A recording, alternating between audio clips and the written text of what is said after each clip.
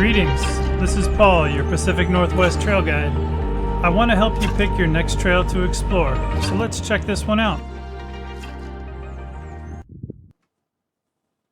Mary's Peak and its surrounding trail system is so close into the Willamette Valley and accessible that you might assume it doesn't have a wilderness feel. While that may be true if you take the road to the Deus area at the top, hiking in on one of the ridge trails from a lower trailhead will make you forget how close to town you are.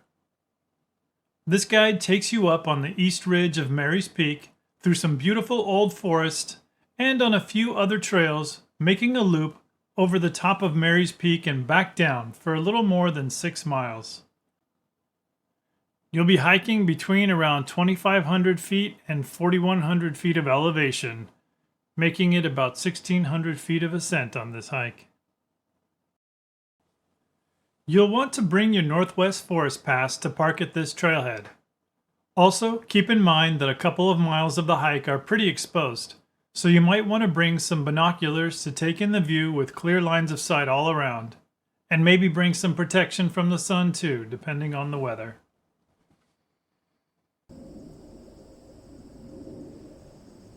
To get to Connors Camp Trailhead, you take Oregon Highway 34 out of Philomath until you reach Mary's Peak Road.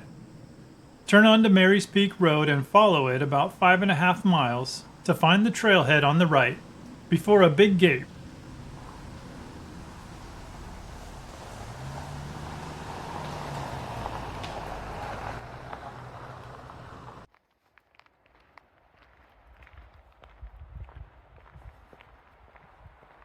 Pick up the Mary's Peak East Ridge Trail near the entrance of the parking lot to get started on the hike.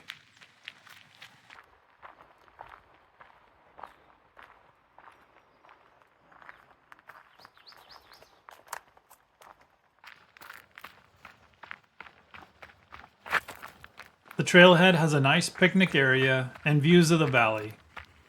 As you leave it, you find yourself in a young forest heading along a flat trail back towards the road.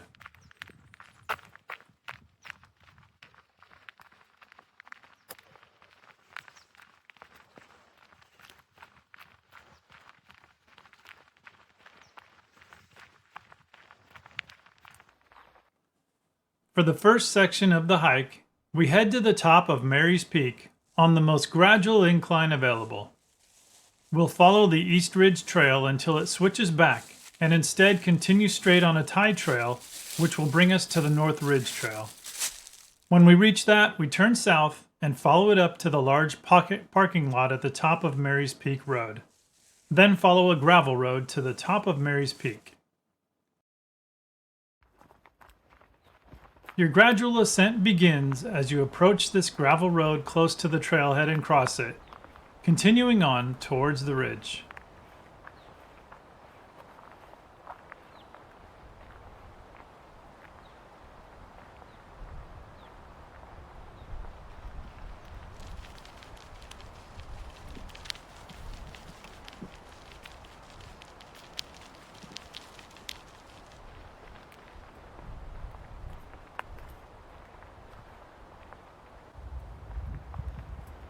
Soon, the trail turns north, and you find yourself heading up along one of those slightly exposed slopes where salal loves to grow.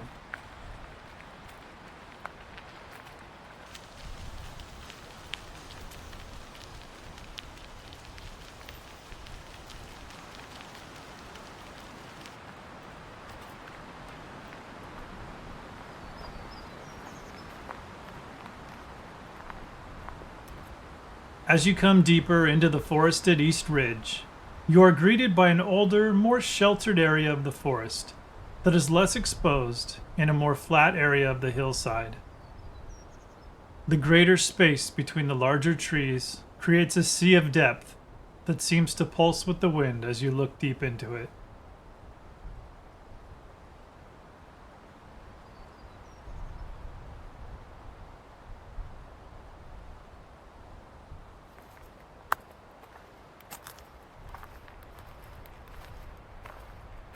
The trail becomes more rocky, but you can barely see the rocks as they're so covered in life.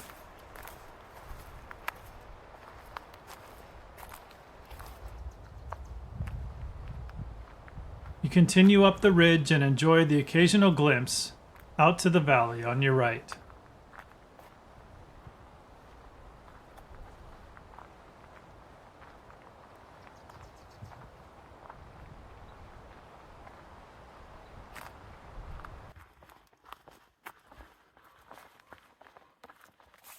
A modest bench comes into view, letting you know that you have arrived at the junction with the tie trail. Continue straight, leaving the East Ridge Trail.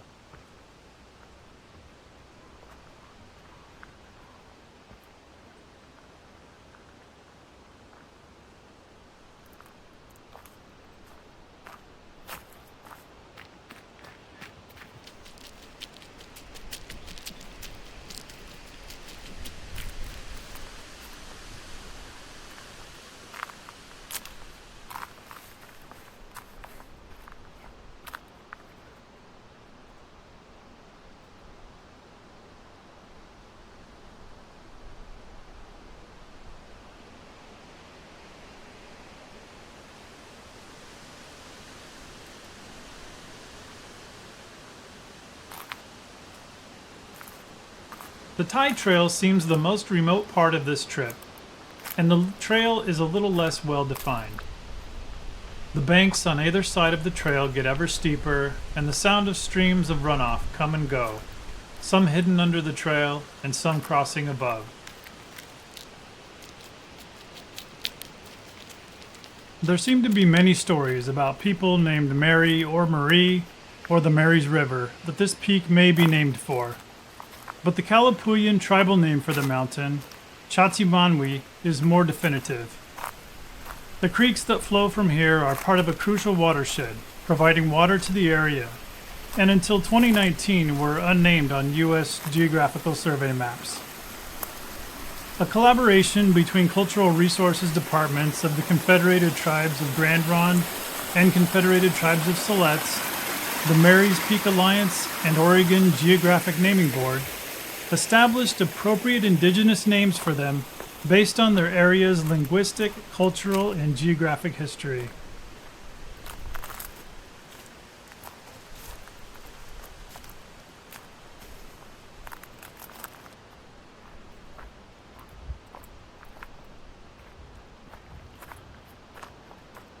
If you choose to visit in late spring, you're likely to run into some snowbanks, something to keep in mind when choosing your footwear for the hike.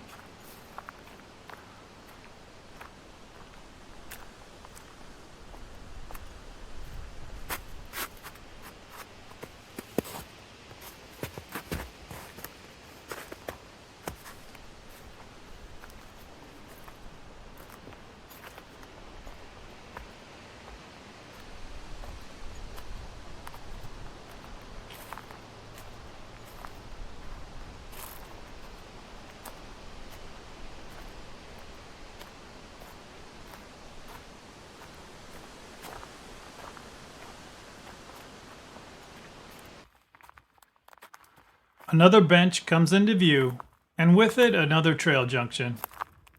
Here you meet the North Ridge Trail and turn left to follow it up the north ridge of Mary's Peak.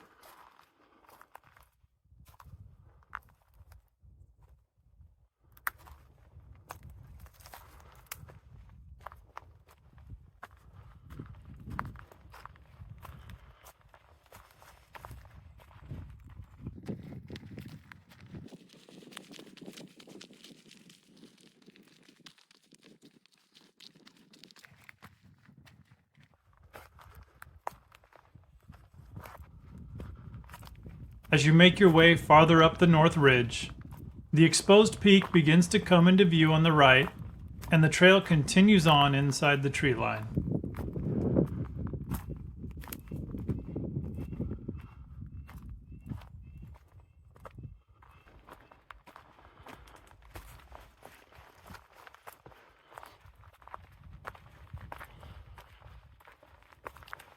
At last, you break out and approach the huge parking lot at the top of Mary's Peak Road.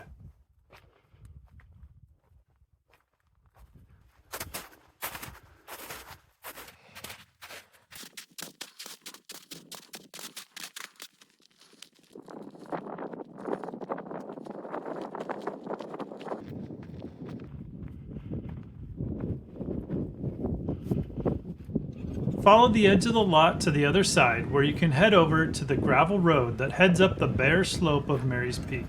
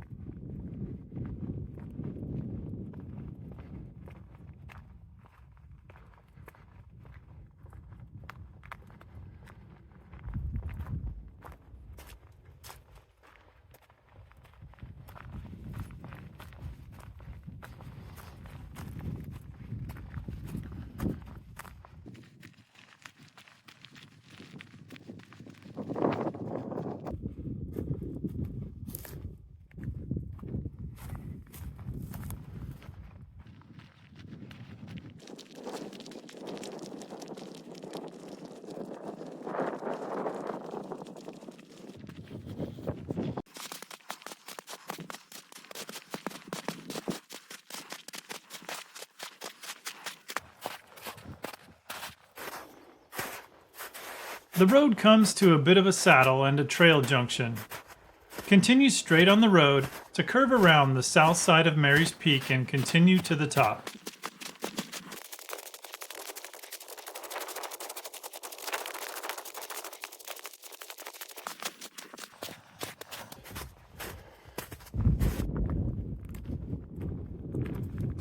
You'll soon break out into nice views and might even meet a hawk or vulture riding the winds.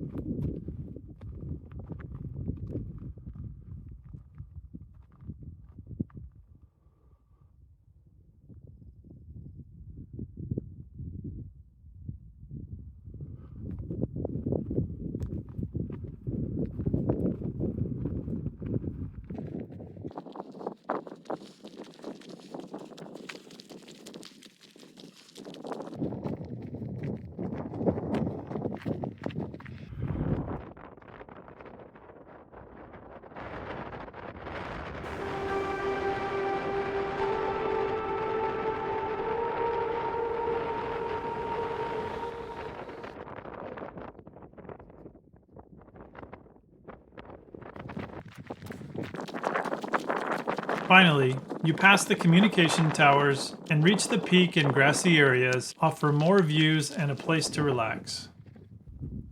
If you're lucky, the horizon will not be full of clouds like this, and you'll be able to see several mountain peaks in the distance.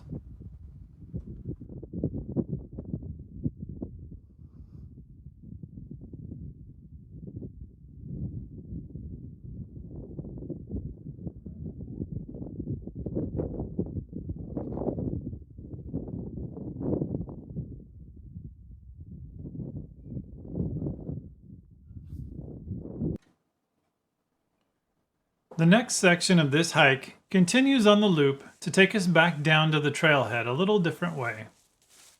We continue on down the north side of Mary's Peak on the Summit Loop Trail now, which takes us back to that junction we passed on the road earlier. Crossing the road, the trail takes us down to connect with the East Ridge Trail, which we follow all the way back.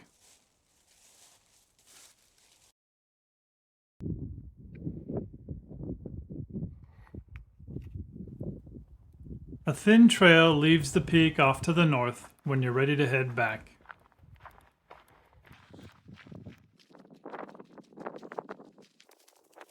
The trail apparently splits off a couple of ways, somewhere under the snow here.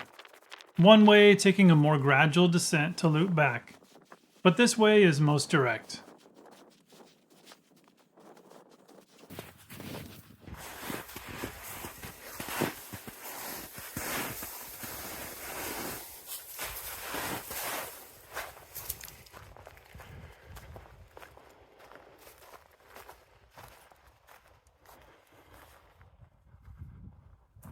I chose not to slide down this snowbank. It might be my only regret of the hike, thinking back on it.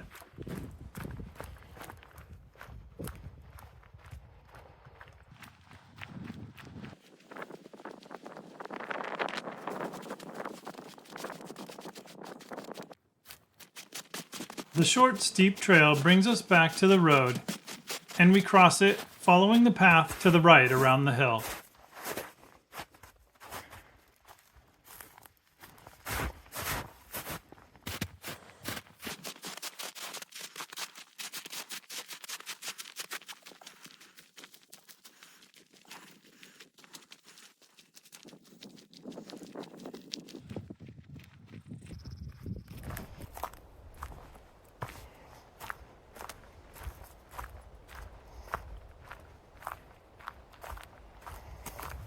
It eventually brings us back into the trees and down a few switchbacks, and we meet the East Ridge Trail and turn right to continue down.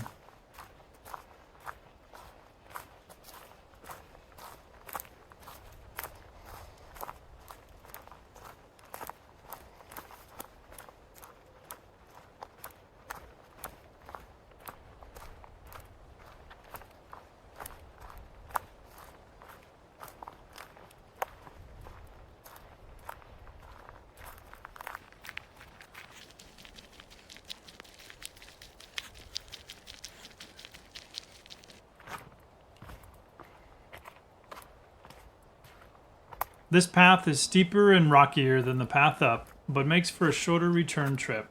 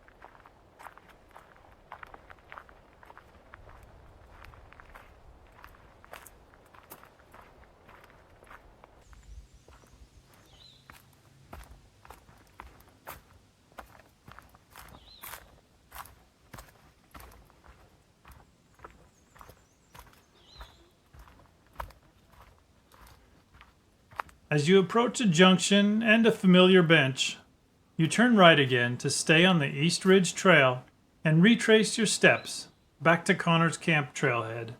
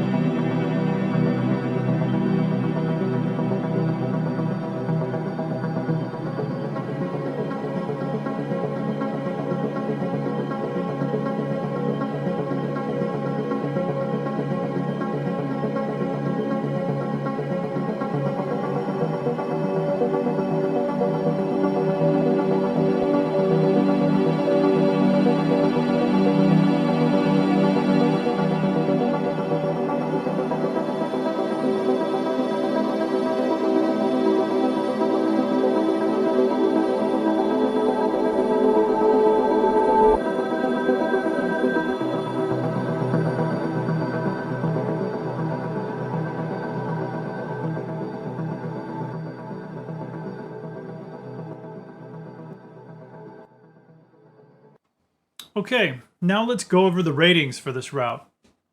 For terrain, this one gets 2 rocks.